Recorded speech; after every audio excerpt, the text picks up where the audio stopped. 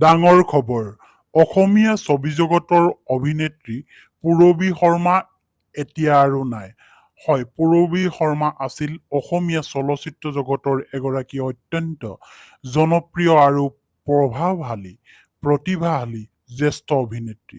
বিশেষকৈ ৮০ আৰু ৯০ দশকৰ অসমীয়া চিনেমাৰ সোণালী যুগত তেওঁ নিজৰ বলিষ্ঠ অভিনয়েৰে দৰ্শকৰ মন জয় কৰিছিল। আৰু তেওঁ 15 জুলাইত 2026 চনৰ গুৱাহাটীৰ মাৰোৱাৰী মেটাৰনিটি হস্পিটেলত তেওঁ এই মহান শিল্পীগৰাকী শেষ নিশ্বাস ত্যাগ কৰিছে, যিটো অসমৰ সাংস্কৃতিক জগতৰ কাৰণে অপূৰণীয় ক্ষতি। তেওঁ আচলতে প্ৰথম চলচ্চিত্ৰ যাত্ৰাৰ আৰম্ভণি নৱাগতা বেবী। হয়, পূৰবী শৰ্মাই অতি কম বয়সতে অভিনয় কৰিছিল ছবি জগতত। তেওঁ বিখ্যাত ছবি আছিল আজলি নবৌৰ জৰিয়তে ছবি জগতত আত্মপ্ৰকাশ কৰিছিল আৰু তেওঁক সেইখিনি সময়ত নৱাগতা বেবী নামেৰে চিনাকি দিয়া হৈছিল। প্ৰথমখন ছবিৰ পৰাই তেওঁৰ সৰল আৰু স্বাভাৱিক অভিনয়েৰে দৰ্শকক মোহিত কৰিছিল। কেৱল অভিনয়তে নহয়, পূৰবী শৰ্মা আন কেইবাটাও শিল্পকলাত পাৰদৰ্শী আছিল। সংগীত শিক্ষা, নৃত্য প্ৰতিয়সী আৰু মনত ৰৈ যোৱা কিছুমান ছবি, যিবোৰ ছবিৰ অভিনয়ে আজিও মানুহক পুলকিত কৰি তোলে। সেই ছবিবোৰৰ নাম হৈছে আজলি নবৌ, কন্যাদান, পিতা পুত্ৰ, সোণ মাইনা, বিধাতা আৰু ব্যক্তিগত জীৱন আৰু উত্তৰাধিকাৰী ব্যক্তিগত জীৱনত তেওঁৰ অসমৰ অন্যতম তাৰকা অভিনেতা তপন দাসৰ সৈতে তেখেতৰ বিবাহ পাশত আবদ্ধ হৈছিল তেখেত, আৰু এই শেষৰ সময়খিনিত কন্যা এগৰাকী এৰি গৈছে।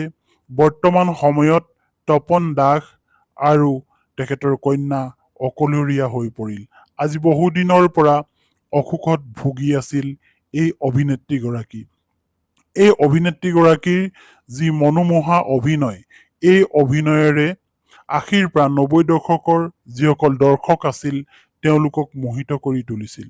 কোনেও পাহৰি যাব নোৱাৰে আজলি নবৌ, কন্যাদান, পিতা পুত্ৰ, সোণ মইনা, বিধতা আদিৰ দৰে চিনেমাবোৰ, যিবোৰ চিনেমাত পূৰবী শৰ্মাই খুব সুন্দৰ অভিনয় কৰিছিল আৰু সেইখিনি সময়ৰ চিনেমা জগতখনলৈ তেখেতে যথেষ্ট অৰিহণা আগবঢ়াইছিল।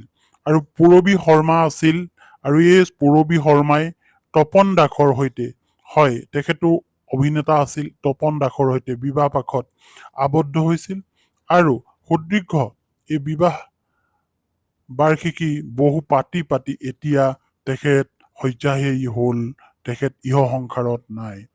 আৰু তেওঁলোকৰ মাজত যিটো ভাল সম্পৰ্ক আছিল, প্ৰতিজন অভিনেতা অভিনেত্ৰীয়ে আজি সেইখিনি কথা মনত পেলাই সুঁৱৰিছে, হয় দুখ কৰিছে। সেই পুৰণা স্মৃতিবোৰ, যিখিনি সময়ত শ্বুটিঙৰ স্মৃতি আছিল, সেইবোৰ পুৰণা স্মৃতিবোৰ ৰোমন্থন কৰি পূৰবী শৰ্মাক আচলতে মনত পেলাইছে। বহুতে বেবী বৌ বুলিও কৈছিল এই পূৰবী শৰ্মাক, নৱাগতা বেবী বুলি কৈছিল তেখেতৰ প্ৰথম অভিনয় কৰা চিনেমাখনৰ পৰাই। নৱাগতা বেবী বুলি তেখেতক চিনাকি কৰাই দিছিল। আমি আশা কৰিম তেখেতৰ আত্মাই এতিয়া সদগতি লাভ কৰক। ধন্যবাদ।